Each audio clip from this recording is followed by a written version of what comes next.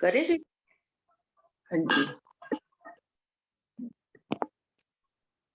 अब शुरू कीजिए। बोलो। शुरू। बोलो श्री प्राणनाथ प्यारे की जय। बोलो श्री सतगुरु महाराज की जय। हर्ष खजाना जो भी मिला है, महबूब के कदमों में मिला है। दिल ने कहीं अगर सजदा किया है, तो इन कदमों में ही किया है।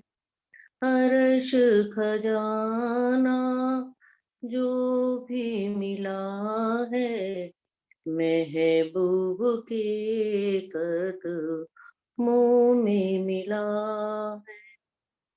महबूब मेरे, माशूक मेरे, तेरे कदमों में दिन रात है मेरे। महबूब मेरे, माशूक मेरे, तेरे कदमों में दिन रात है मेरे। तन मन अर्पण का ये सलीका, तन मन अर्पण का ये सलीका, दिया है तो इन कदमों ने दिया है। अर्श खजाना जो भी मिला है, महबूब के कदमों में मिला है। इन कदमों ने बख्शी राहत, इन कदमों में पूरी चाहत। इन कदमों ने बख्शी राहत, इन कदमों में पूरी चाहत। झूठा माया बंद खुला है, झूठा माया बंद खुला है, तो इन कदमों में ही खुला है। अर्श खजाना जो भी मिला है, महबूब के कदमों में मिला है। खींच लिया दिल इन कदमों ने, अर्श महफिल इन कदमों में। खींच लिया दिल इन कदमों ने, अर्श महफिल इन कदमों में। मीठा मीठा आब हयाती, मीठा मीठा आब हयाती, पिया है तो इन कदमों में पिया है, पिया है तो इन कदमों में पिया है। अर्श खजाना जो भी मिला है, महबूब के कदमों में मिला है। हृदय में श्री राज हमारे, प्राण पिया सर ताज हमारे। हृदय में श्री राज हमारे, प्राण पिया सर ताज हमारे। ऐसी लज्जत ईमान ऐसा, ऐसी लचत, ईमान ऐसा, लिया है तो इन कदमों में लिया है, लिया है तो इन कदमों में लिया है। अर्श खजाना जो भी मिला है, महबूब के कदमों में मिला है।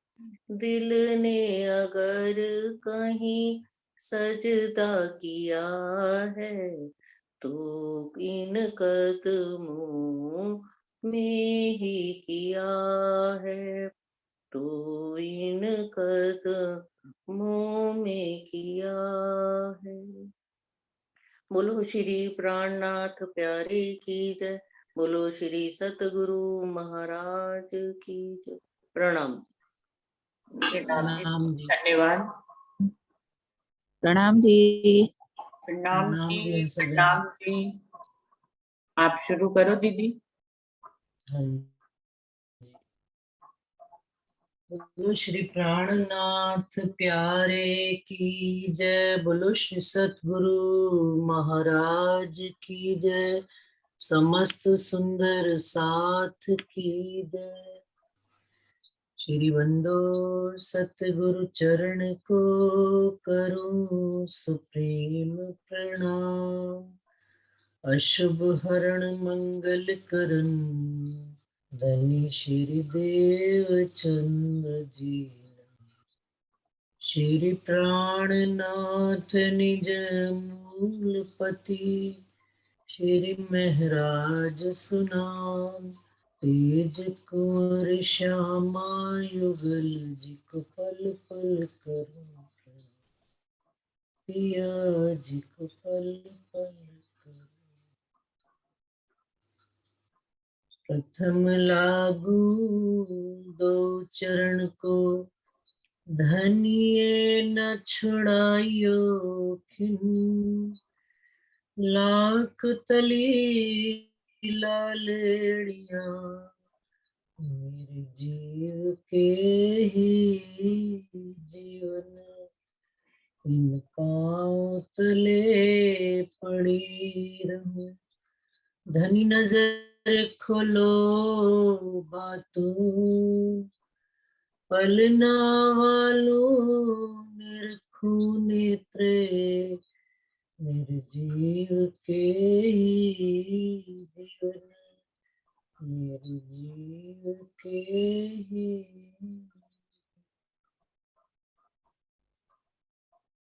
प्रणाम जी सुंदर सर जी।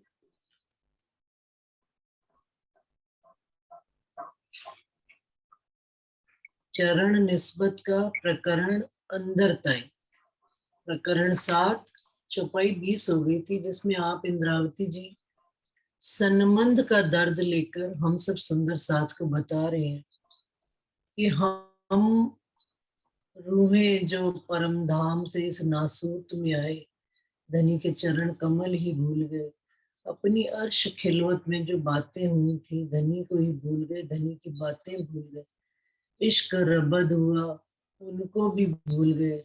और धनी ने हम पर क्या मेहरबानी करी, धनी ने हमारे वास्ते अपनी तीनों सूरतें भेजी, रसूल साहब भेजे, फुरमान भेजा, रमूजों में और इशारतों में धनी ने हमको भांत भांत से अपनी बात समझाई।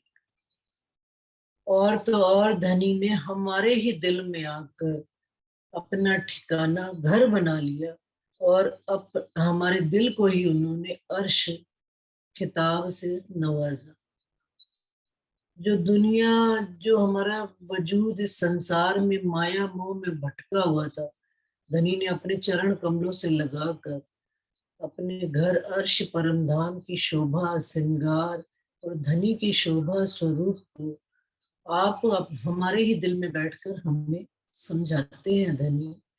तो इससे बड़ी तो कोई और मेहर हो ही नहीं सकती। और वो मेहर के सागर जब इस दिल में आते हैं तो और क्या क्या चीजें आती हैं, बेशकी आती है, बेशकी के साथ साथ वो बेशक इल्म भी आता है जो धनी के लाड और प्यार और मेहरों को समझाता है हमको। तो ये सारी बारीकियां जितनी हैं परम धाम की, अर्श की बारीकियां और धनी के चरणों के गुण, धनी अपने साथ ही लेकर हम रूहों के दिल में आए हैं। तो उसी से आगे लिंक में बात कर रहे हैं, रूहे नैन पुतलियां बीच में हक कदम राखत, एक हुए दिल अर्श रूहें जो असल हक निस्बत।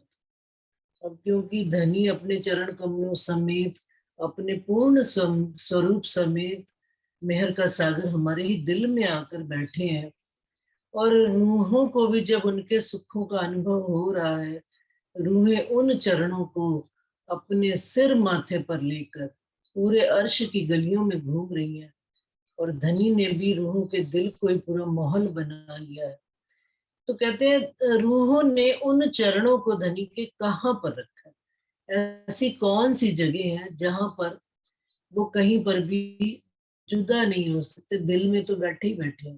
परंतु ये जो पांच तत्व के शरीर की जो इंद्रियां हैं, इंद्रियां कौन सी, जो नैन है, देखने का काम करते हैं, इनकी पुतलियों के बीच में रूहों ने नैन आंखों की ये जो लालक काली ली हुई है, इसके पुतलियों के बीच में रूह ने धनी के कदमों को छुपा कर रख लिया। क्यों? क्योंकि कहते हैं कि संसार में पर आत्म ही नेत्र है जो परम धाम की सारी चीज को देख रहे हैं, और आत्म को जीव के नेत्र कह दिया गया है। आत्म के माध्यम से जीव के अंदर आ रहे हैं और जीव से शरीर की गुणन इंद्रियों में आ रहे हैं। तो रूहों ने जो इस शरीर में जो ये नेत्र हैं, अब ने परम धाम के नेत्र परात्म कह दिए, परात्म के नेत्र उन्होंने आत्म को कह दिया, क्योंकि आत्म को भी उन्होंने नेत्र ही कहा। आत्म परात्म से ला रही है सारी चीजें और जीव के माध्यम से। तो यहाँ नेत्रों में छुपा कर रखने का मतलब है आंख जिस चीज को देख लेती है, बस फिर जिनसे प्यार कर लेती है, फिर बाकी चीजों से सबसे नजर उसकी हट जाती है। और फिर परम धाम की तो बात ही निराली, और धनी के चरण कमलों की। अब जब उन्होंने पुतलियों में रूहों ने राजी के चरण कमलों को रख लिया, तो कहते हैं एक हुए दिल अर्श रूह। दिल तो हुआ ही हुआ है धनी के साथ रूह का, लेकिन अब इन गुण इंद्रियों ने भी धनी के साथ एक दिल कर लिया है, और इनमें भी धनी बसने लग पड़े हैं जो असल हक निस्बत। ये सारा काम कौन, हम रूहें कर रही हैं जिनकी धनी के साथ असल निस्बत है, संबंध है। और उनको संबंध का दर्द, धनी तो दर्द निभा ही रहे हैं, धनी तो उस निस्बत को निभाते ही चले जा रहे हैं, लेकिन अब रूहों को जब उन सुखों का अनुभव होना शुरू हो गया, तो रूहों ने भी धनी की तरफ, जब धनी ने एक कदम बढ़ाया, रूह ने एक कदम बढ़ाया, धनी जब 10 कदम बढ़ाकर रूह के अंदर आ रहे हैं, तो रूहें भी जागृत होकर इस बेशक वाणी से, इस खुदाई इल्म से धनी के सुखों को महसूस कर रही है। तो कह रहे दिल अर्श किया इन कदमों इत ही बैठे कर भिस्त। अब इन चरणों ने, राजी महाराज के स्वरूप ने जब हमारे दिल को अर्श कर लिया है, तो जहां धनी आ गए हैं, भिष्ट भी वहीं बन गई। भिष्टों का क्या मतलब होता है कि जो 8 भिष्टें बनी हुई है, वो 14 लोग से परे 8 भिष्टें, वहां पर न दुख है, न दर्द है, न तकलीफ है, न कष्ट है, वहां पर सिर्फ आनंद की लीला ही होगी। उस सुखों को धनी जब यहीं ले आया परम धाम के, तो रूह ने इस दिल में ही भिष्ट बना ली। पहली भिष्ट अखंड आनंद भिष्ट बना ली, जहां पर वो सदा आनंद ही आनंद में रहते, जहां पर दुख का कोई नामो निशान नहीं। क्यों? क्योंकि धनी आप मेहर का स्वरूप है, मेहर के साथ वो इन चरणों को साथ आए हैं, तो रूहों के अंदर ही, दिल में ही वो भिष्ट उन्होंने बना लिए। और जब रूहें उस आनंद के सागर में गोते खाती है, तो सागर के, जब आनंद के सागर में, तो आनंद के तो वहीं पर ही आनंद हो गया, और वही भिष्ट बन गई। भिष्ट बनाने के लिए कोई अलग जगह थोड़ा योग माया के ब्रह्मांड में तो बनेंगी ही बनेंगी, परंतु जागते जिन्होंने अपने दिल को अर्श नहीं बनाया, इस संसार में रहते जिन्होंने अर्श, जो कहते हैं सरकार हमेशा कहा करते थे, अरे वो क्या परम धाम देखेंगे जिन्होंने यहीं पर अपने दिल में परम धाम नहीं देखा, जिन्होंने यहीं पर धनी के सुख को, लाड को, लज्जत को नहीं महसूस किया। इसका मतलब जो वहां नहीं है वो यहाँ नहीं देख सकते, जो यहाँ देख रहे हैं वो निश्चित रूप से वहां बैठे हैं, क्योंकि हमारा मूल संबंध धनी से है, और धनी उन्हीं हमारे ही मोमिनों के दिलों को अर्श करके बैठे हैं। तो तभी उन्होंने कह दिया, ए न्यारे निमक न हो वही, एक पल के लिए भी। अब धन्य रूहों ने पलकों में भी नहीं, पलकों के अंदर पुतलियों में जब राज्य को छुपा के रख लिया, तो धनी हमसे न्यारे हो ही नहीं सकते। गुण कहते कहूं इन कदम के जिन अर्श अखंड किया। अब इन चरणों की वजह से धनी के उनके इतने गुण आ गए हैं कि ये जो मेरा दिल है ये भी अब अखंड होता चला जाए। इसकी सारी लीला ही तो योग माया के ब्रह्मांड में अखंड होगी। तो यहीं पर ये दिल जिसमें धनी आकर बैठे हैं, वो अर्श जिस दिल को बनाया है उसको भी धनी ने अखंड भी कर दिया, ऊपर कह दिया आनंद भी आ गया। सत्य सत्य के साथ आनंद है और आनंद के साथ अखंड है, तो परम धाम बन ही गया, सच्चिद आनंद हो ही गया। तो वो कहते हैं कि ये दिल, जिस दिल में धनी आए हैं वो सारे सुख लेकर आए। एक कदम ताले तिनके जो असल हक निस्बत। अब ये नसीब में भी चरण कमल उन्हीं रूहों के हैं। कहते हैं ना, पेशानी में, हमारी पेशानी में लिखा हुआ है धनी के चरण, हमारी पेशानी में ये अल्लाह कलाम लिखे हुए हैं। धनी को क्यों लिखे हुए हैं? क्योंकि हमारे नसीब, कहते हैं ना भाई उसके नसीब बड़े अच्छे हैं, वो स्पून लेकर, सिल्वर स्पून लेकर पैदा हुआ। भाई हम कौन सा स्पून लेकर पैदा हुए? हमारा नसीब कितना अच्छा है, हम धनी के चरण कमलों के साथ ही इस संसार में आए। परंतु धनी की मेहर ऐसी है कि वो अब हमको इल्म के माध्यम से भी अपने करीब करते चले जा रहे हैं। जो असल हक निस्बत, जिनकी धनी से ही निस्बत है, उन्हीं के ही नसीब में ये चरण कमल भी आए। अब इंद्रावती जी क्या कह रहे हैं आगे, तिन भाग की मैं क्या कहूं, ए जिन दिल कदम बसत, धन धन कदम धन ए दिल जो असल हक निस्बत। अब कहते हैं उन रूहों के मैं भाग की क्या कहूं, उन रूहों के नसीब की मैं क्या बात कहूं, इससे बड़ा तो किसी का नसीब ही नहीं हो सकता कि आप पूर्ण पार ब्रह्म अक्षरातीत आखिरो जमा इमाम मेहंदी, दुनिया में कितनी उनकी साहिबी है। उनके उनके नाम को लेने के लिए पहले हमको 10 नाम लेने पड़ते हैं, उनकी शोभा और साहिबी को वर्णन करने के। वो मेरा खावंद नूर जमाल परम धाम से उतर के कहाँ आए हैं, हमारे इन दिलों में आए हैं। तो कहते हैं धन धन कदम और धन धन ये दिल, वो दिल भी धन्य है जिसमें धनी ने अपने कदम रखे हैं, जो असल हक निस्बत। और उन मोमिनों के दिल पर मैं वारी जाती हूँ, इंद्रावती जी कहते, जिन्होंने, जिनके दिल में ये कदम है। तो सुंदर साथ जी, हम यदि उन मोमिनों के साथ जिनके दिल में ये कदम है धनी के, उनसे भी हम जुड़ जाते हैं तो हमें धनी के सारे सुख मिल जाते। वो मोमिन कोई और नहीं, वो परम हंस ब्रह्म सृष्टियां ही कही गई हैं, जो इस संसार में हमसे, इस संसार में आकर जिन्होंने ये सारा ज्ञान उनके द्वारा ही राज्य महाराज सारे संसार में प्रसारित करा। तो उन दिल पर भी धनी इंद्रावती जी कह रही है, कई मलकूत वारू तिन खाक पर जिन दिल एक कदम आवत। क्या कई मलकूत, ये 14 तबक का जो इतना भारी ब्रह्मांड हमको दिखाई देता है ना, एक मलकूत नहीं, वो कहते हैं अनेकों अनेक अनेकों साहिबियां, कहते चक्रवर्ती राजा जैसे हो गए, उनके जैसी अनेकों साहिबियां मैं किन पर वारू, तिन खाक पर।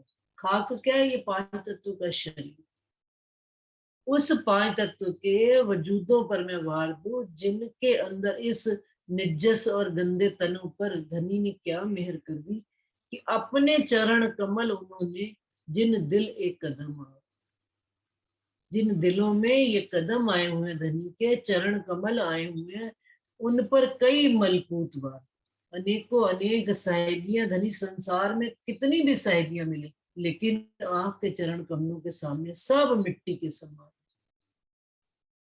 वो तिन खाक पर वार दिया, ये मिट्टी क्या लेकर करनी है, किन की साहिबियां। दिल में अगर खुशी ना हो, अपना धनी खावंद ना हो, उसमें सिंधी में इंद्रावती जी दिल का विरहा निकालती है कि धनी सारा ब्रह्मांड मुझे आपका स्वरूप मान रहा है, धनी की शोभा दे रहा है, परंतु मुझे तो अंदर से इस बात का पता है कि मैं आपकी अंगना नार, और वो मेरी आत्म आपके विरह में तड़पती है। तो जितनी भी साहेबियां है ना, मुझे आग के समान दिखती हैं। क्यों? क्योंकि मेरे धनी मुझसे मेरे अंदर होने के बावजूद भी अलग होकर बैठे, एक तन एक रूप होकर। तो इंद्रावती जी कहते हैं, कई मलकूत वारु तिन खाक पर जिन दिल एक कदम आवे। जिस दिल को धनी ने अपना अर्श बनाया है, अपना घर बनाया है, उन दिलों पर भी कई मलकूत उतरते हैं। और अर्श और दिल अर्श ना हो गए। कहते सबके दिल अर्श नहीं हो सकते इस संसार, बिना असल हक निस्बत। अब सुंदर साथ जी देखिए, राज है इस बात में कि जिनकी निस्बत नहीं, निस्बत है तो है, हम इसमें कितना भी प्रयास कर लें हमारी निस्बत हो जाए, नहीं हो सकती। और यदि धनी के साथ हमारा संबंध जुड़ा हुआ है, हम धनी के चरण कमलों से बंध कर आए हैं, तो हमारे ही दिल में धनी आएंगे, किसी और के दिल में आ भी नहीं सकते। तो और दिल अर्श ना हो, कोई और दुनिया का जीव का दिल अर्श हो नहीं सकता। किनका दिल अर्श है? जिन दिलों में धनी की, जिन दिलों में आत्म बैठी है और आत्म का संबंध पर आत्म से है, उन्हीं दिलों में धनी हमारे मूल पर आत्म के संबंध से यहाँ इन दिलों में आकर बैठे। दिल सा अब देखिए वो क्या कह रहे हैं कि कितना भी प्रयास कर ले, हम कितने भी ढोंग कर ले, कितने भी कर्म कांड कर ले, कितने भी तरह के प्रयास कर ले, परंतु धनी को अपने दिल में ला नहीं सकते। दिल सांच ले शरीयत चले, या पाक होए ले तरीकत। दिल अर्श न होए बिना मोमिन, जाकी असल हक निस्बत।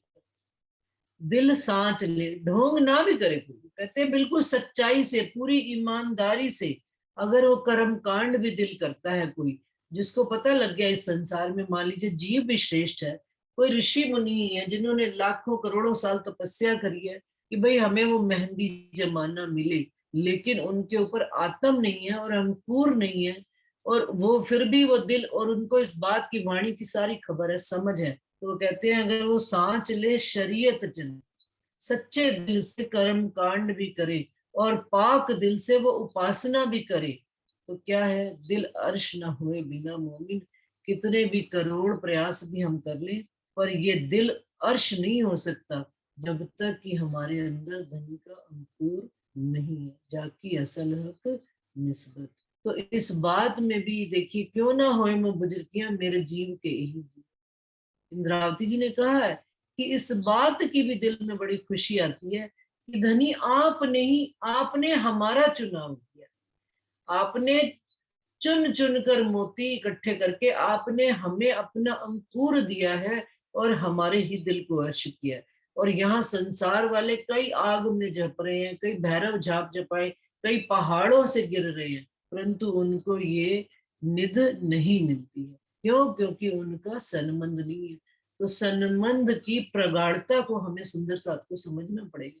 संबंध का दर्द लेकर हम जब चलेंगे, और संबंध का जो ऊपर चौपाई आई थी, सिर हुक्म हुज्जत ले, हुज्जत लेकर, दावा लेकर हमको चलना पड़ेगा। तब हमको, हम यदि हम जिद भी करके बैठ जाए, ढीठता भी करके बैठ जाए कि नहीं हम आपके धनी अंग हैं, कुछ फायदा होने वाला नहीं है। क्यों? क्योंकि जब तक धनी ने हमारे अंदर अंकुर, धनी के हमारा संबंध नहीं जोड़ा है, हमें ये सुख मिलने वाले नहीं है। कोई करो सब जिमिये सजदा, पालो अरकान लग कयामत, पर एक कदम ना आवे दिल में बिना असल हक निस्बत। और कोई सारी जिमी, एक जिमी उंगल छोड़ी नहीं अजा झील, लेकिन पालो अरकान लग कयामत, और कयामत होने तक पालते रहो, नियम, उपासना, ज्ञान, लेकिन पर एक कदम न आवे दिल में बिना असल हक निस्बत। पर ये धनी के चरण कमल जो है इस दिल में नहीं आ सकते जब तक कि हमारा उनसे संबंध ना हो। और हम उनसे संबंध भले बना लें, अगर वो ही आकर हमसे संबंध नहीं जुड़ेंगे, संबंध जुड़ने की क्या पहचान। वो एक लाइन बोला करते थे प्रोफेसर प्रकाश जी, सब तुमको चाहे ये जरूरी है,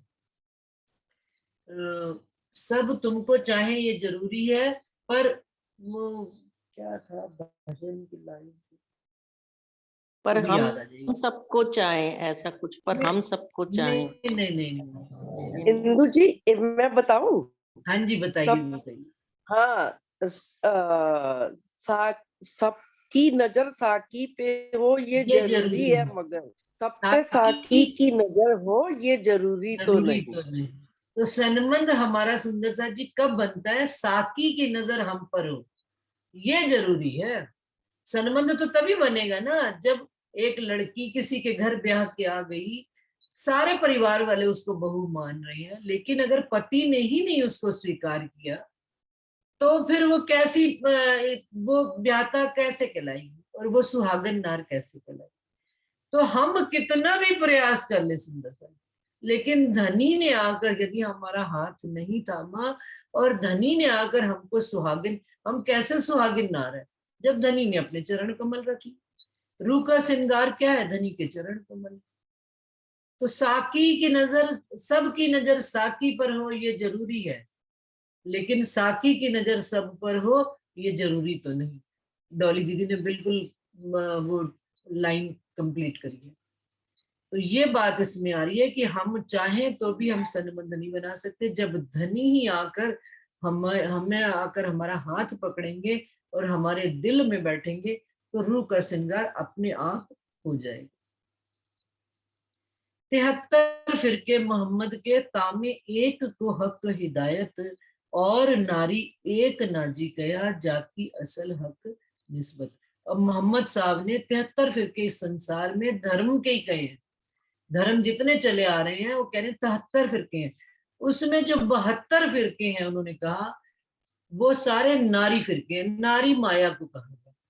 और एक को हक हिदायत, जिनको धनी हिदायत देकर चला रहे हैं, जिनको धनी का हुक्म चला रहा है, वो एक नाजी फिरका कहा गया, और वो ब्रह्म सृष्टियों का इस फिरका कहा गया, वो निजानंद संप्रदाय ही कहा गया। तो वो कह रहे हैं और नारी एक नाजी गया। तो बाकी के 72 फिरके तो माया के हो गए, क्योंकि वो 14 लोग से ही पैदा हुए हैं और 14 लोग से आगे जा ही नहीं पाते। लेकिन एक नाजी फिरका किनको, जो धनी के चरण कमल से जुड़े हुए हैं, और धनी भी अपने मेहर से हम रूहों को सारे सुख दे रहे हैं और हिदायत कर रहे हैं। हम कभी भी गलत होते हैं, बच्चा, जैसे एक बड़ी सिंपल सी बात है, बच्चा स्कूल जाता है, शुरू शुरू में साइकिल पे जाना शुरू करता है या वैन में जाता है, कैसे भी जाता है, तो माँ उसको घर से हिदायत करके भेजती है, बेटा रास्ते में सड़क पे दाएं हाथ पे अपने चलना, बाएं हाथ पे चलना, फिर आगे कोई ट्रैफिक आ रहा, कोई गाड़ी हो, कुछ हो, एक बार रुक जाना, सारी उसको जो है ना इंस्ट्रक्शंस देकर भेजी जाती।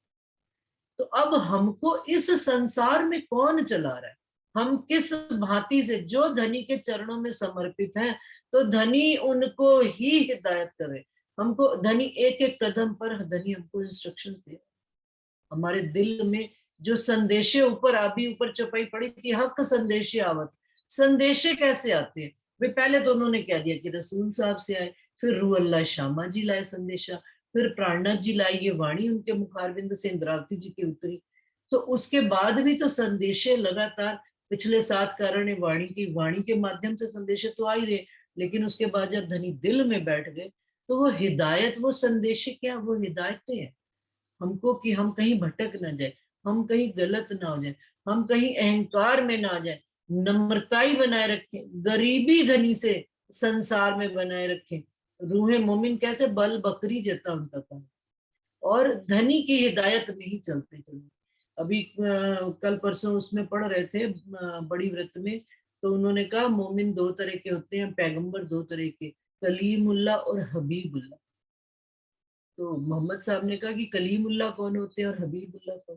तो उन्होंने कहा कलीमुल्लाह तो वो है मोमिन जो धनी की हिदायत पे जैसा जैसा हुक्म करते हैं वो उनके। तो उन्होंने कहा मोहम्मद साहब को उन्होंने हबीबुल्लाह करके बुलाया।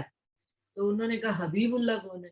कहते हैं जिनकी बात सुनने के लिए अल्लाह ताला बेताब है, बेचैन बैठे हुए हैं कि आप आओ और कोई बात करो। और धनी मुख से हमें फिर उन सुखों को, हमारी बात सुनकर हम जब परम धाम में क्या करते हैं, धनी देवे कान कहते हैं, चौपाई आती है श्रृंगार में कि क्या कान देते हैं कि मोमिन रूहें जो बात करती है ना, तो धनी कान देकर सुनते हैं और फिर जुबा से अपनी एक के देवे पड़ुत्तर चार, कि एक बात रूह उनको धनी को कहती है तो धनी उसको रूह को खुश करने के लिए एक बात का चार जवाब देते हैं। तो सुंदर सा जी क्या इस दिल में जिसमें धनी के चरण कमल आए हैं, उस दिल में धनी जवाब नहीं देंगे, हमें हिदायत नहीं करेंगे? और हम भी यदि अपनी परमधाम की चाहत से उस निस्बत के संबंध से धनी से कोई बात पूछेंगे तो धनी क्या हमको एक के देवे पड़ुत्तर चार यहीं पर ही देंगे? इसमें भी कोई संशय नहीं है, कोई शक है ही नहीं, ये खुदाई इल्म है सुंदर सा जी।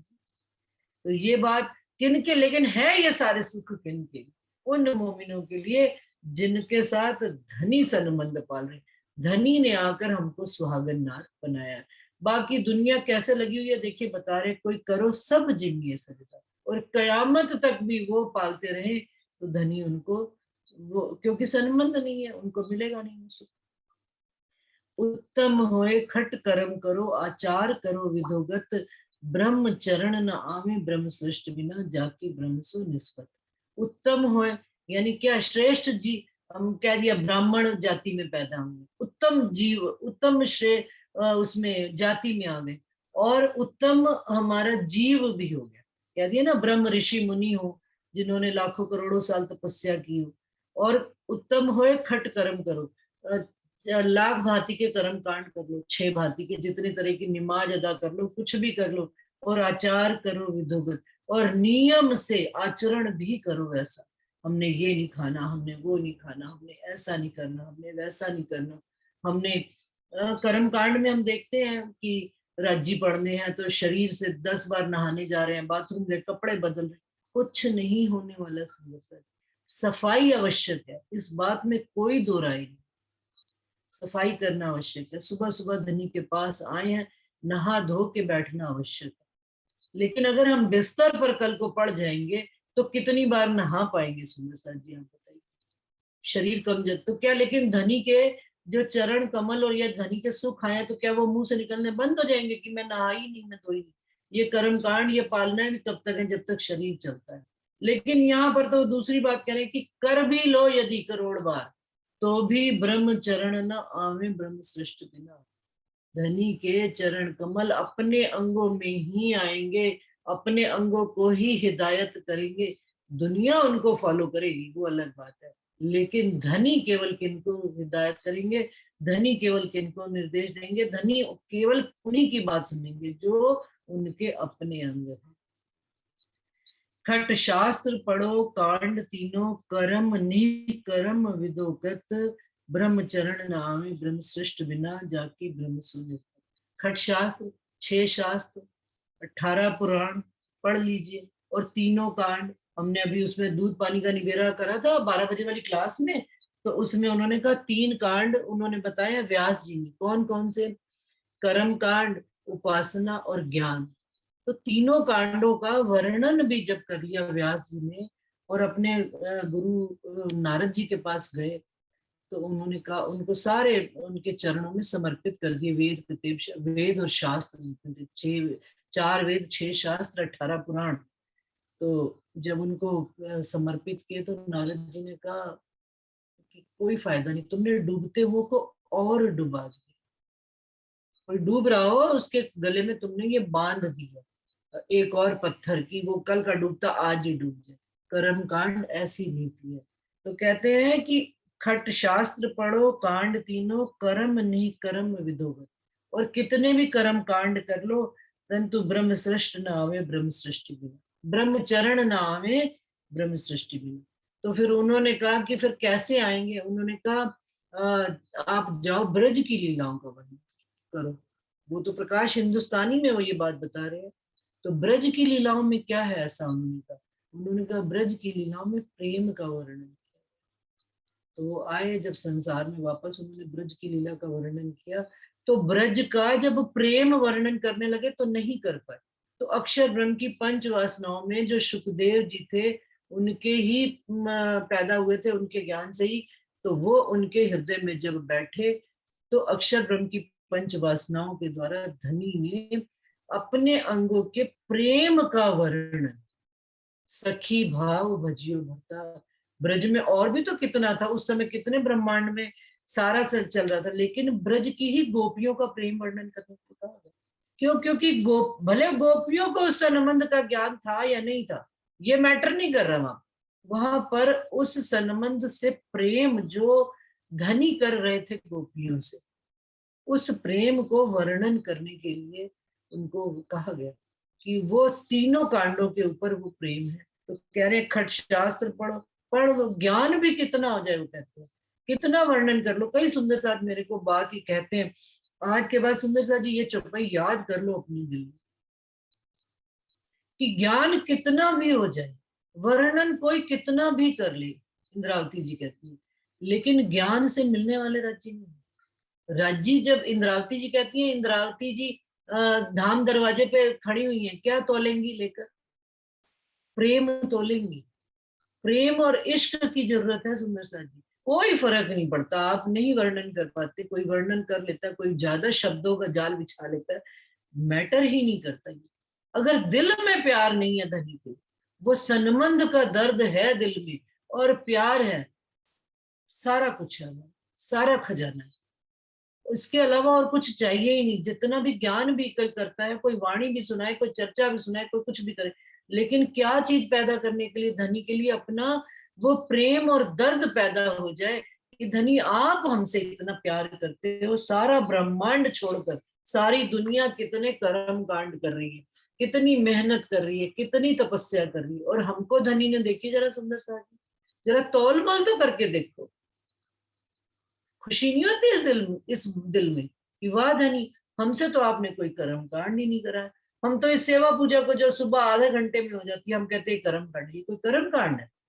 ये तो मार्फत की बंदगी है कि हम मार्फत का ज्ञान लेकर धनी को तीसरी भौम में, पांचवी भौम में जगा रहे, और पांचवी भौम से जगाकर राज्य श्यामा जी को युगल स्वरूप को कहाँ ला रहे हैं? तीसरी भौम में ला रहे हैं। तो ये तो बंदगी, ये तो कर्म कांड है ही, ये तो सेवा पूजा बंदगी क्या है? मार्फत की बंदगी। तो इसको भी प्यार से करिए, संबंध के दर्द से कीजिए कि धनी का संबंध है हमारा, हम अपने धनी को कैसे लाड प्यार से उठाएंगे, और फिर कैसे उनको पांचवी भौम से तीसरी भौम में लाएंगे, फिर कैसे रूहें उनका श्रृंगार करेंगी और रूहें एक दूसरे का श्रृंगार करेंगी। और वो कैसा वक्त होता होगा प्रातः काल में कि धनी ने श्यामा जी को तिलक लगाया, सारे ब्रह्मांड में, सारे परमधाम में सब रूहों को बिंदी लग गई। यहाँ तो हमको बिंदी लगाने की भी फुर्सत नहीं। जरा सोच के देखिए कि अखंड राज्य ने सुहागन हमको बनाया, तो ये क्या हमको इनमें से एक भी काम नहीं उन्होंने करवाया? ना हमसे 4 वेद पढ़ाए, ना 6 शास्त्र पढ़ाए, ना 18 पुराण पढ़ाए, ना भागवत पढ़ाई। एक राज्य की वाणी के कदमों में आए, धनी के चरणों से लगे। तो सुंदर सा जी भागवत भी हमको पता है, हमको कुरान भी पता है। किनकी बरकत से? ये धनी के चरण कमल आए बैठे हमारे दिलों में, उनकी बरकत है जो हमको एक एक चीज का बारीकी से हमको एहसास करा रहे हैं। नव अंग पालो नवधा ल्यो बैकुंठ 4 मुगत,